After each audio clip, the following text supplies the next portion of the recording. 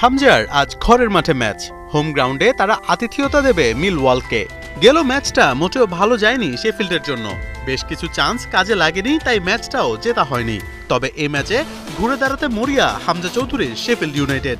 বাংলাদেশি দর্শকরা midnight show দেখতে প্রস্তুত। ম্যাচ শুরু রাত 1:45টায়।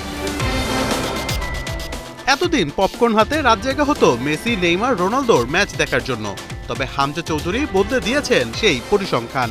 এখন রিয়াল মাদ্রিদ, বার্সার মতো শেফিল্ড ইউনাইটেড, লিস্টার সিটির ম্যাচও যে ওয়াচ আউটের টপ লিস্টে, কারণ দেশের ছেলে মাঠে নামে।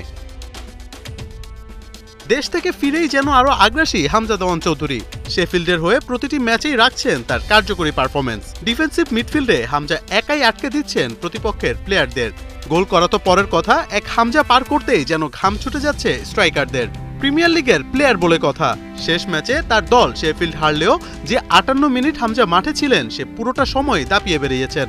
এদিকে হামজা ডিফেন্সিভ মিডফিল্ডের প্রতিপক্ষের জন্য বাধার দেয়াল তৈরি করছেন, অন্যদিকে চান্স ক্রিয়েট করছেন সমান তালে। শেফিল্ডের টার্গেটটা প্রিমিয়ার লিগে খেলার, তবে টার্গেট পূরণের জন্য মিলওয়ালের বিপক্ষে জয় ছাড়া দ্বিতীয় কোনো পথ নেই।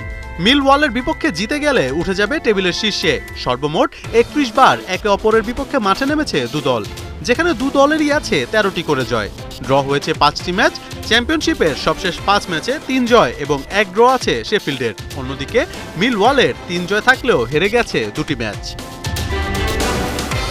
মজার ব্যাপার, শেফিল্ডের inform midfielder Vinicius de Souza injury কাটিয়ে ফিরলেও কোচের প্রথম পছন্দ হামজা চৌধুরী। কারণ হামজা যে একাই সামলাচ্ছেন মিডফিল্ড, সাথে কড়া সাপোর্ট দিচ্ছেন ডিফেন্ডার এবং স্ট্রাইকারদেরও। সব মিলিয়ে হামজা দেওয়ান চৌধুরী এক মিস্ট্রি বক্স। ভক্তরা অপেক্ষায় সেই মিস্ট্রি বক্স থেকে আজ নতুন ম্যাজিক দেখার। মোহাম্মদ আদনান, ৭১।